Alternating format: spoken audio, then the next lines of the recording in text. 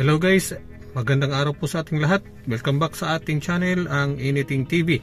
Sa ngayon tatapusin na lang natin muna tong video na ito para sa ating mga Wi-Fi vendor or sa electronics, no? Pagkatapos nito, susunod na natin yung ating Suzuki DIY na naman, kasi matagal-tagal na hindi na tayo nakapag-upload ng mga videos regarding doon. So check nyo guys sa ating channel, nandoon na yung mga uploads natin regarding sa vendor, no? Wi-Fi vendor saka mga electronics. Check nyo lang doon, marami na unboxing saka pag setup, pag configure. Yan, nandoon lang, i-open nyo lang yung playlist na electronics, electrical DIY. Yan. So sundan nyo ako guys at pupunta tayo sa aking paglalagyan ng yung in-unbox natin na PoE switch. Yan yung data switch na may power na, no? Pakita ko sa inyo kung paano ko i-install, tapos pati na yung pag lagay ko ng mga antena natin ng mga AP, no? Yung outdoor antennas, kasi ginawa natin siyang multi access point yung ating Wi-Fi vendor, kasi nga kailangan natin makapaglawak ng ating Wi-Fi coverage sa ating location para mas mahaba ang paglakad-lakaran ng ating mga kliyente, no? Kahit saan sila magpunta, mayroong signal ng ating Wi-Fi. So ayan, so pakita ko mamaya, at saka yung mapping natin ng ating pagkalagay ng mga antennas, no? Speed test, saka yung yung di ba nag-unbox din tayo at nag-set up tayo nung yung E120A na 5G. Yun, ikakabit na rin natin yun, tapos titingnan natin yung kanyang yun, nasasagap na signal galing sa ating main AP na TP-Link IAP 225 na 5G, at ang layo niya is mga 70 meters gamit yung ating 120A E120A na compass na 5G, no? So yan, so sundan nyo ako guys, or sasamahan nyo ako, huwag na kayong sumunod, sumama na kayo. Yan, ito guys ang lugar na pinaglagyan natin ng ating Wi-Fi vendor, no? At makikita nyo sa gitna yung may arrow dyan ang ating main AP, at sa mga gilid-gilid yan yung mga access points natin.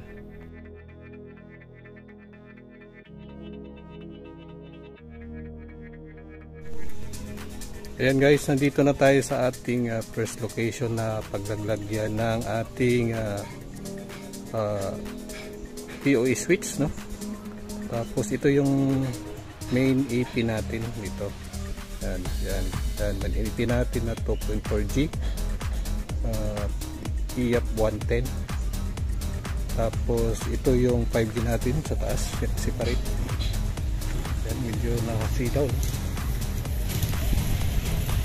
Yan, makita. Yan. Yan, nasa dulo. Yan. Dulo na yan. Yan. Yan ang IAP 225 5G. Dual band yan, no?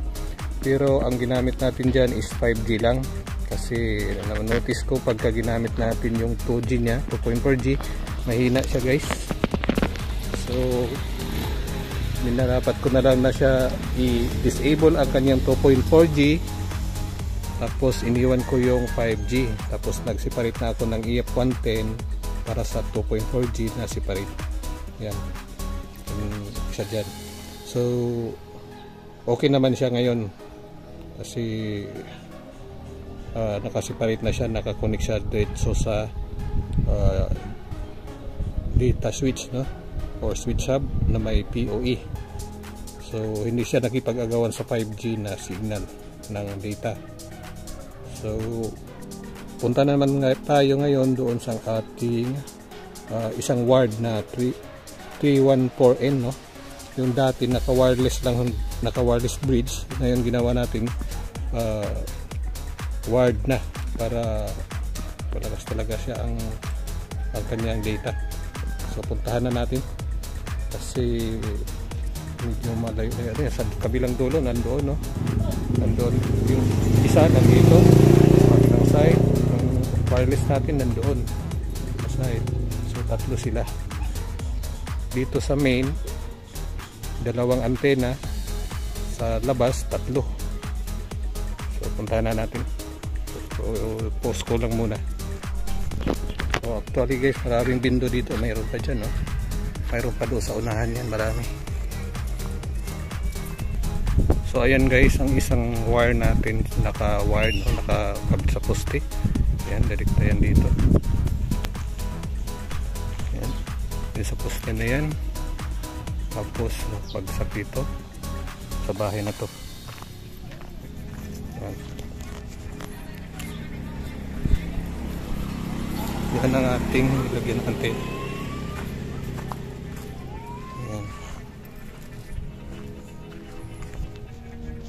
So ayan yung isang CF314N, no? Yan. Halos 2 taon na yan nakalagay dyan, no? So kailangan na natin palitan yung kanyang kawayan ng tubo para matibay. Tapos yan, may wire yan. Kita nyo dito sa ilalim. Yan. Ito, ang wire nyo. Kabit yan hanggang doon, dulo palabas sa kalsada. Yan. So guys, punta naman tayo doon sa ito pala yung ating bridge antenna na nakapangalan na B1. Yun naman isa, punta tayo doon sa B2 kabilang side. So yan guys, yung katabi ng poste guys, yan. Yan, antena natin ang isang 314N din na naka AP mode wired siya, no? Yan, tapitan natin ng konti para maklaro.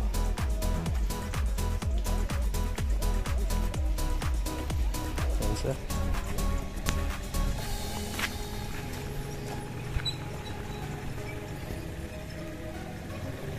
Yan. So yan, pangalawa natin B2.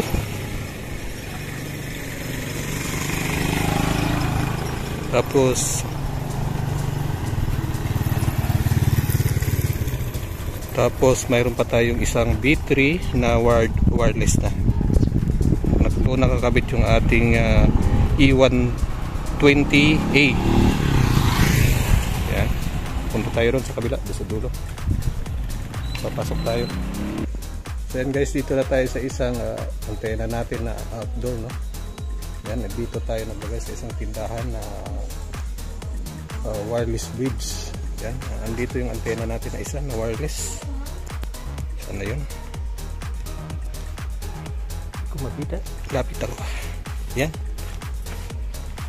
Yan ang ating antena, no? Yan ang 314N na naka AP mode. Diyan kukunik ang mga cellphone natin, no? Sa taas yun ang 120A. E120A, naka wireless bridge sa ating main AP na EF225 5G. So ayan, so at least na alaman nyo kung paano natin ginawa ang ating pag wide coverage, no? Ayan, balik tayo sa ating main. Nakalimutan ko pala mag speed test, no? So ito, dito tayo ngayon sa sa dulo ng kanto. Ayan, ang antena natin nandoon sa dulo, mga 80 meters galing doon sa hanggang dito, no, sa kanto na to. Ayan. So speed test tayo gamit ang ating access point na B3 bridge wirelessly, no? Bago pala tayo nag speed test guys, no, chinek natin ang kanyang portal kung maganda ba yung reception niya. So ayan, green na green po yung RSSI, no, at maganda talaga. So continue na tayo sa ating speed test dito sa ating B3 wireless antenna, no, na naka-bridge sa ating 5G AP na EF225. So ayan, sa nakikita nyo, connected na tayo sa ating battery, no? At patuloy na tayo sa ating speed test. Ayan, mataas ang kanyang download speed.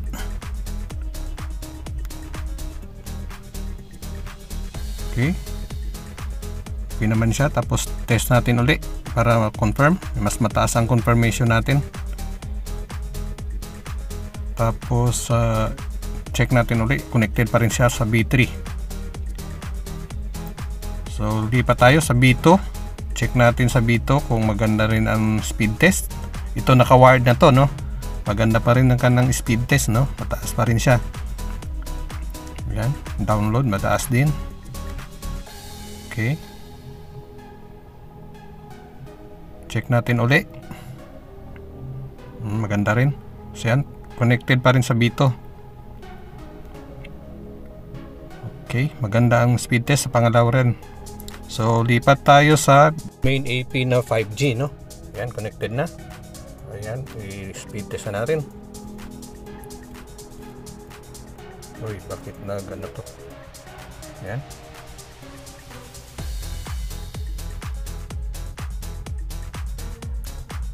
Yan, mabilis din, no? Mas mabilis talaga ang main kasi 5G to, no?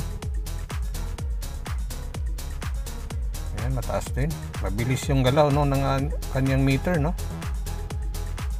Halos walang sagad na sagad. Yan, second time.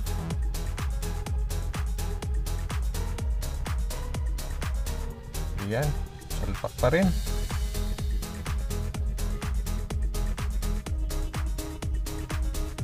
Mataas pa rin, pati upload.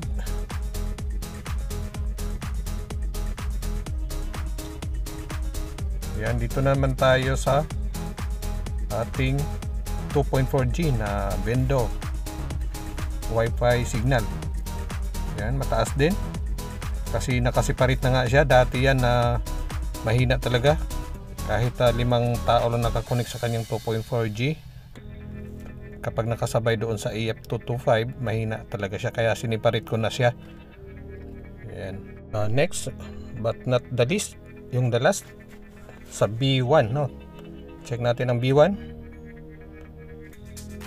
Ayan, mabilis din ang B1. So okay na okay. Okay na okay, props. Ayan, next time around, mabilis pa rin. Ayan, pati upload mabilis, no? So balik na tayo sa ating main AP, guys, no? Baka sabihin nyo hindi sa akin yung mga antena na yun, no? Nandito tayo sa main. Ayan, pasok tayo dito. Ayan ang ating Wi-Fi Bendo. So ayan, tapos dito tayo sa loob. So ayan guys, ang gulo ng wiring ko rito, no? Kasi temporarily nga nilagay ko itong mini data switch, yung maliit na pina-unbox natin nung isang video natin, no? Yan, temporarily nakalagay siya dyan. Ganyan ang pagkakabit ko. Pinatakbo ko siya 2 linggo, okay naman siya.